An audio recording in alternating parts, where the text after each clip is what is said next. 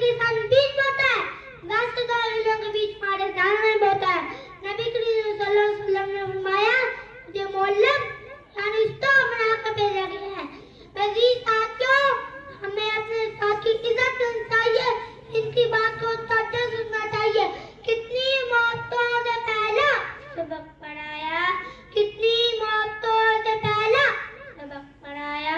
मैं कुछ न जानता था, सब कुछ मुझे सिखाया।